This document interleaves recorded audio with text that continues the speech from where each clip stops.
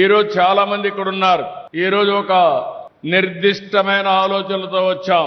ఈ రోజు మన రాష్ట్రంలో మీరు చూస్తే తలసరి ఆదాయం $3,000 కంటే తక్కువ. ఈ రోజు మేము పెట్టుకున్నది 2047కి $42,000 తలసరి ఆదాయాన్ని సంపాదించాలని ఒక లక్ష్యంగా పెట్టుకున్నాం. ఇక్కడుండే మీరందరూ అనుకుంటారు ఇది సాధ్యమా అని. కానీ ఇప్పుడే పవన్ కళ్యాణ్ గారు ఒక మాట చెప్పారు. హైదరాబాద్ లో మీరు చూస్తే రెండు నగరాలు, ఒకటి హైదరాబాద్, ఒకటి సికింద్రాబాద్. ఆ రోజు ఆలోచించాం, ఏదైతే వెస్టర్న్ సైడ్ వెళితే అక్కడంతా రాళ్లు గుట్టలు ఉండేటివి.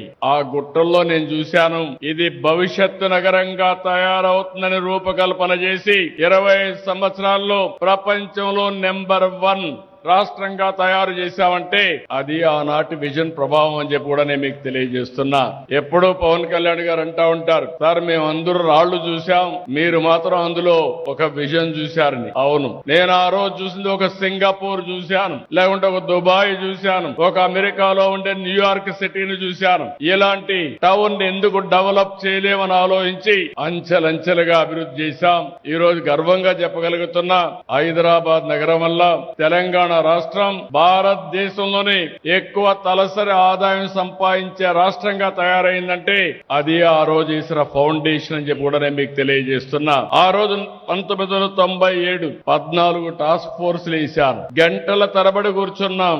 ఆ రోజు విజన్ అంటే చాలా మందికి అర్థమయ్యేది కూడా కాదు. ఫస్ట్ టైం దేశంలోనే ఒక విజన్ డాక్యుమెంట్ తయారు చేశాం. అదే సమయంలో ఆ విజన్ కూడా 2020 విజన్ ని 1999 జనవరి 26వ తారీఖున అంటే రిపబ్లిక్ డే రోజున ఇనాగరేట్ చేశాం. దాని ఫలితాలు ఈ రోజు చూస్తున్నాం. నాకు ఏ మాత్రం అనుమానం లేదు, ఈ రోజు 13/12/2024 మీరందరూ రాష్ట్రంలో రాసి పెట్టుకోవాల్సిన రోజు.